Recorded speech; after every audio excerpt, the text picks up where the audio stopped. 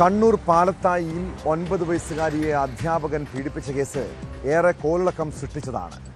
2020 ജനുവരിക്കും ഫെബ്രുവരിക്കും ഇടയിൽ BJP നേതാവ് കൂടിയായ അധ്യാപകൻ കുനിയിൽ പത്മരാജൻ സ്കൂളിലെ ടോയ്ലറ്റിൽ കൊണ്ടുപോയി 3 തവണയാണ് പെൺകുട്ടിയെ ലൈംഗികമായി ചൂഷണം ചെയ്തത്.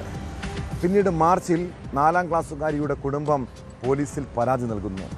ആദ്യം പോലീസ് അന്വേഷിച്ച കേസിൽ പല അട്ടിമറി ശ്രമങ്ങളും നടന്നു. അതോടെ കേസ് അന്വേഷിക്കാൻ ക്രൈംബ്രാഞ്ച് എത്തി. സംഭവം നടന്ന് 5 വർഷത്തിന് ശേഷം കേസിൽ കോടതി വിധി പറഞ്ഞിരിക്കുന്നു. പാലത്തായി പീഡന കേസിൽ പ്രതി കുനിയിൽ പത്മരാജൻ കുറ്റക്കാരനെന്നാണ് തലശ്ശേരി പോക്സോ അതിവേഗ കോടതിയുടെ വിധി. ശിക്ഷ ശനിയാഴ്ച പ്രഖ്യാപിക്കും.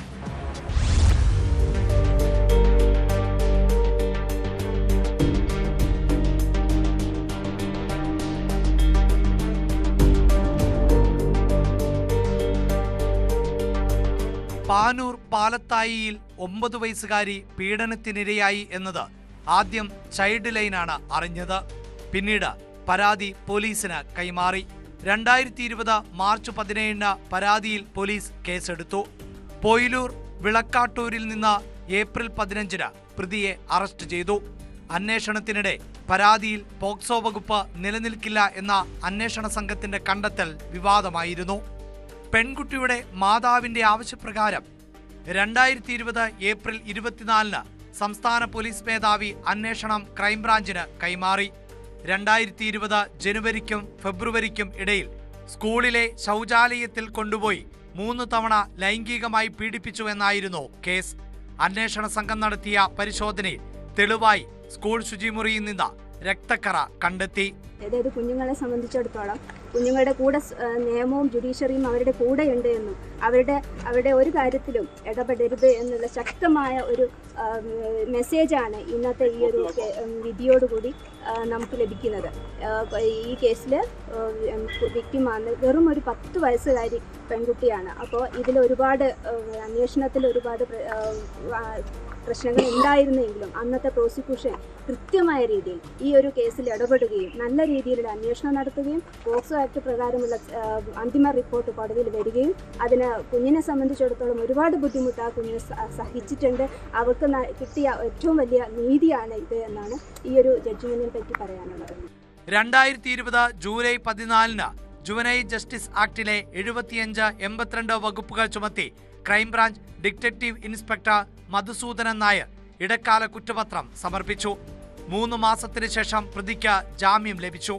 അന്വേഷണം സംബന്ധിച്ച ക്രൈംബ്രാഞ്ച് IG-യുടെ ഫോൺ സംഭാഷണം വിവാദമായി. Coastal ADGP EJ Jayarajan, DYSP Ratnakumar എന്നിവരുടെ നേതൃത്വത്തിലുള്ള പ്രത്യേക പോലീസ് സംഘം അന്വേഷണം നടത്തി. 2021 മെയ്യിൽ പോക്സോ വകുപ്പുകൾ ചുമത്തി അന്തിമ കുറ്റപത്രം സമർപ്പിച്ചു. 2024 ഫെബ്രുവരി 28 കേസിന്റെ വിചാരണ പോക്സോ കോടതിയിൽ ആരംഭിച്ചത്. ജഡ്ജി TT ജോർജ് വിദ്യാർത്ഥിനി ഉൾപ്പെടെ 12 സാക്ഷികളെ വിസ്തരിച്ചു. ജഡ്ജി TT ജോർജ് മാറിയപ്പോൾ ജഡ്ജി B ശ്രീജ മുമ്പാകെ വിചാരണ തുടർന്നു. കുട്ടിയുടെ സുഹൃത്തായ വിദ്യാർത്ഥി, 4 അധ്യാപകർ ഉൾപ്പെടെ 40 സാക്ഷികളെ പ്രോസിക്യൂഷൻ വിസ്തരിച്ചു. പ്രതിഭാഗം 3 സാക്ഷികളെ വിസ്തരിച്ചു. വാദം പൂർത്തിയായി വിധി പറയാനിരിക്കെ ജഡ്ജി മാറി. പിന്നീട് ജഡ്ജി ജലജറാണി മുൻപാകെ വീണ്ടും വാദം നടത്തി വിധി പറയാൻ മാറ്റുകയായിരുന്നു. BJP തൃപ്രങ്ങോട്ടൂർ പഞ്ചായത്ത് പ്രസിഡന്റായിരുന്ന കടവത്തൂർ മുണ്ടത്തോട്ടെ കുറുങ്ങാട്ട് ഹൗസിൽ K പത്മരാജൻ കുറ്റക്കാരനാണ് എന്ന് തലശ്ശേരി പോക്സോ അതിവേഗ കോടതി ജഡ്ജി ജലജാറാണി കണ്ടെത്തി.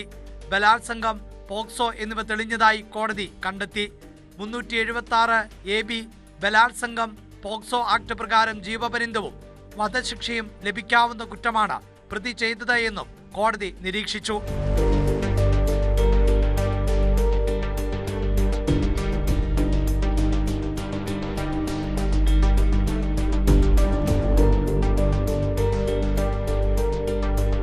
ന്യൂസ് 18 കണ്ണൂർ.